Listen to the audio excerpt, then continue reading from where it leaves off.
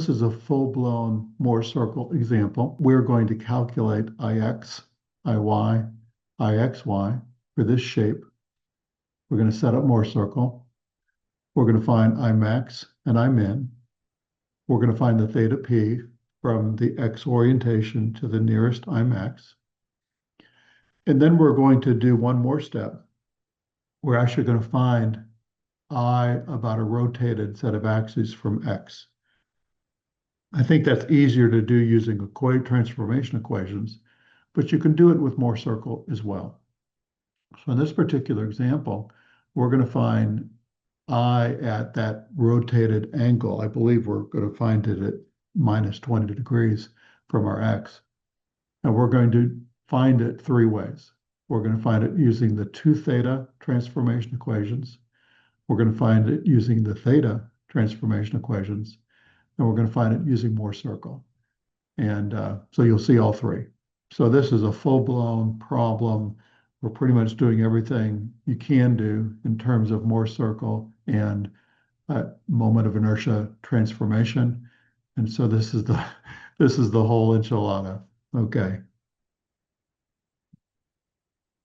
So this is the correct problem. So this is like an S-shaped beam on its side. And we're not going to find Ix, but if you find Ix, you get 0.6133 times 10 to the 6 millimeters to the fourth. Ix is 1.413 times 10 to the 6 millimeters to the fourth. And Ixy is 0.7, positive 0.7 times 10 to the 6 millimeters to the fourth. Let's think about those numbers. So this particular shape, you got the x-axis and the y. And so with this particular shape, you expect the Iy to be large because the area is stretched out along the x-axis. You expect the Ix to be small because most of the area is close to the x-axis. And then the area lies in a diagonal, along a diagonal that extends from quadrant 1 down to quadrant 3. So you expect his Ixy to be positive. And so Iy is larger, Ix is smaller, and the Ixy is positive as expected. So first we're going to find the Imax and Imin and the theta p. So to set up the Mohr circle, I average is 0.6133 plus 1.413 divided by 2. We get 1.013 times 10 to the 6th. The radius is Ix minus Iy over 2 squared plus Ixy squared. And we get 0.806 times 10 to the 6th. So again, how I do this, I draw the circle on a blank sheet of paper. Then I draw the horizontal axis. Then I locate the point. Then I draw the vertical axis. The Imax is the I average plus the radius. And so Imax is 1.82 times 10 to the 6th millimeters to the fourth. Imin is I average minus the radius, which is 0.21 times 10 to the 6th millimeters to the fourth. So now we have the circle, we've plotted Imax, we've plotted Imin, and we have the center. So, but now we want theta p. So we want the angle from the x face to the nearest principal. And so we have to plot the x face in order to get that theta p.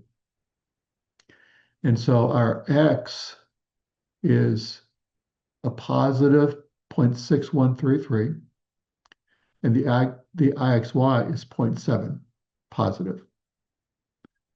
So 0.61 lies somewhere between 0.21 and 1, so somewhere in there. And then we're on the positive side of that, which is 0.7. So this is our x face right here, okay? And that's our Ix and Ixy. And then the Iy, negative Ixy plots over here. So our Iy was 1.41, which lies between the center and this guy. And this is a negative Ixy, so this is a negative 0.7. But this is our x face. And so this basically says we're going to be going counterclockwise from our x, and the nearest theta or the nearest principal or the nearest max or min is I min. And it's, again, it's counterclockwise from our x, which is basically a positive angle. So if you plug IXY, IX, and IY into our standard 2 theta p equation, 2 theta p is the inverse tangent of negative IXY divided by IX minus IY over 2. And we get 2 theta p is equal to a positive 60.3 degrees. And that basically says that this is 60.3 degrees. You could check it. Basically, if you take this triangle right here, the vertical part of this triangle is 0.7. This distance here is Ix minus Iy over 2, the leg of this triangle. And so you could take the inverse tangent of that, the y over the x to get that. But this is basically 60.3 degrees on Mohr's circle. You divide that by 2, and you get a positive 30.1. So what this tells us is that our minimum IXY is 30 degrees positive or 30 degrees counterclockwise from our x, and that should be our minimum I. And so if you look at our shape is laying on its side like this, and you could have predicted that the minimum I would be through an axis about this orientation, and it turns out it's about 30.1 degrees, and that's our I min, and then our I max is 90 degrees from that, which makes sense. Most of the area is quite far from this I max axis, and so that's what you expected. And so that's a real powerful, useful use of Mohr's circle, finding I max, finding I min, plotting Ix, and finding the angle to the nearest principal.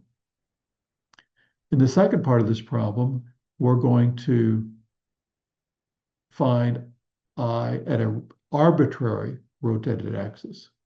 So what we're going to do is we're going to rotate 20 degrees clockwise, which is basically a negative 20 degrees. And we're going to find the I about this negative 20 axis. And we're going to find I about the axis that's perpendicular to this guy, which is the 70 degree axis. And again, I repeat our Ix, Iy, and Ixy here. And I should point out that we already found I at 30 degrees, which was our principal. So our principal actually was here at 30 degree, positive 30, but now we're finding a theta at minus 20 and a theta at 70. We're going to do this 3 different ways. We're going to use the 2 theta equations, we're going to use the theta equations, and we're going to use Mohr's circle. So remember, if you look back at our equations, these are the theta equations. And so they're written in terms of a cosine squared theta and a sine squared theta. These are the 2 theta equations, so which are basically the same equations as these. We just did a trig substitution. And these are actually a little bit easier to calculate with. And these are the guys we'll use to set up Mohr's circle. So we're going to use both sets, and we're going to use Mohr's circle. So we're going to do it 3 different ways. So using the 2 theta equations, we've got I average plus Ix minus Iy over 2, cosine of 2 theta, and our theta is minus 20, minus our Ixy times sine of 2 theta, so sine of 2 times minus 20. And we get I of minus 20, which is our IU. We get 1.16 times 10 to the 6th. In a moment, we'll check this with the Excel program. 90 degrees from that, it's 70 degrees up here. You've got 2 ways to get I-70, or to get this guy. One way is to use the IV equation, but the other way is to just, you can use the same equation that we used for IU, but just plug in 70 degrees into that. And it's the same equation. And so if you plug in 70 degrees into that, you get I-70, or IV, is 0.869 times 10 to the 6th. And then finally, you want to find the product of inertia in that rotated, in that new coordinate system where theta is minus 20 degrees, and use our Iuv equation, plug in minus 20, plug in minus 20, and you get Iuv is 0.793. So at this point, let's check this with Excel. So we're going to do one more set. We're going to do the theta equations here, and we're going to do Mohr circle. But at this point, let me just check it with Excel. So if we go to Excel, we're going to use the MOI transformation calcs and plot MC file. And so we're going to be on the millimeters to the fourth tab. We're going to enter Ix as 0.6133 times 10 to the 6. We're going to enter Iy is 1.413 times 10 to the 6. And we're going to enter Ixy, which is 0.7 e to the 6. They're entered here.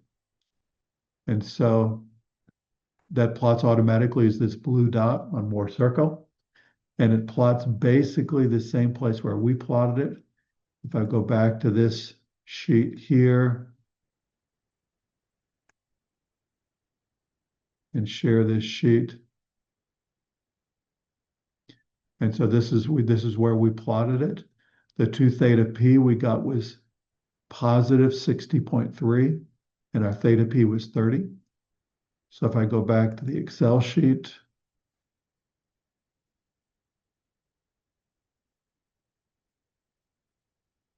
and if we zoom in on that,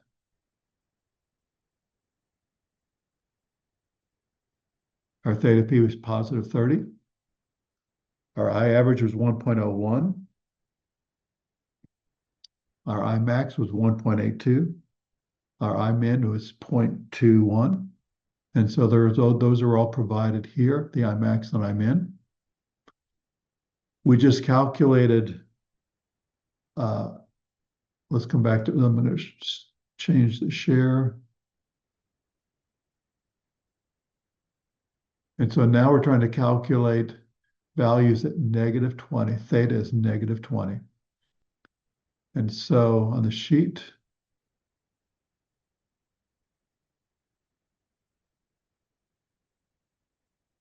if I plug in a negative 20 here, so negative 20, enter. We get I at negative 20 is 1.16 times 10 to the 6. And at 90 degrees from that, I get 0.87 times 10 to the 6. And the Iuv in that system is 0.793.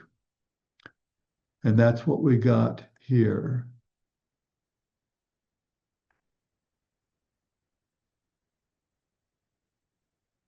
One 1.16, 0.869, and 0.793.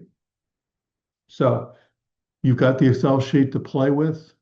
You can do the hand calculations, which you should know how to do. You can check it with Excel. One more thing, we'll also do the single theta equations here in just a moment. But something else I want to show you with Excel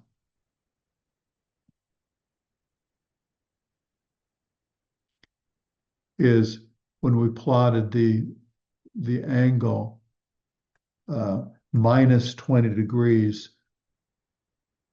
clockwise from the x, Mohr circle plotted this line. And so we're going clockwise 20 degrees on the original section, but it's 40 degrees on Mohr circle.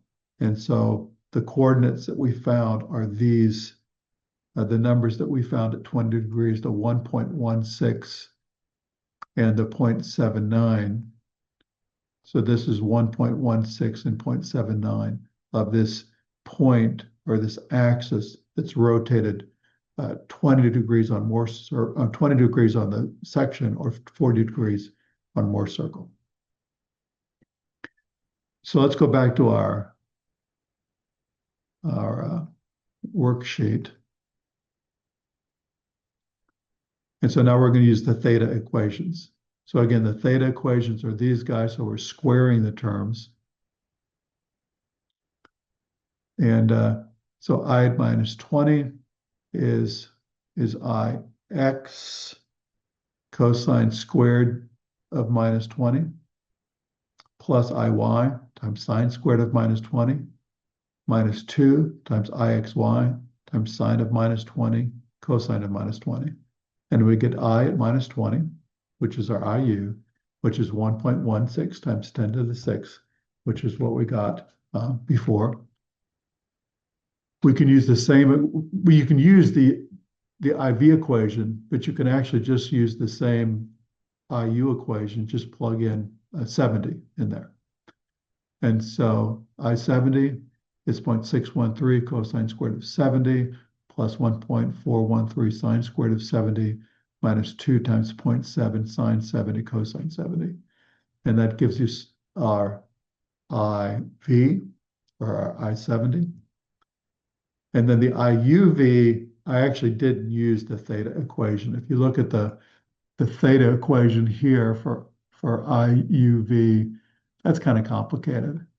And the IUV equation here is easier to use. And so I virtually never use this guy, but this guy's easy to use. And so we actually use the basically this equation to get IUV is 0.79.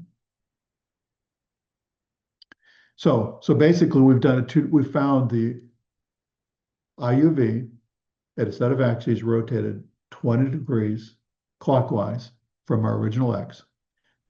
Now there's one more way we're going to do it. We're going to use Mohr circle. And so here's our Mohr circle. This was our original X face. We found the 2 theta p to be 60.3 degrees. And in our problem, we want to find I about this axis and this axis rotated 20 degrees clockwise from our X. So once we plotted our X face, which is right here, 20 degrees on the section is 40 degrees on Mohr circle, clockwise. So we're going to go 40 degrees on Mohr circle and then draw that line. And once we draw that line, the radius here is still, what's my radius? My radius is 0.806. 0.806. So I basically have 0.806 along that radius. I want this angle, or I need this angle here. So this angle I found to be 60.3 degrees. This angle is 2 theta, which is 40. So the total angle here is 100.3 degrees. So this angle here is 180 minus 100.3. And so this is 79.7 degrees. So again, the radius is 0.806. So the radius is 0.806.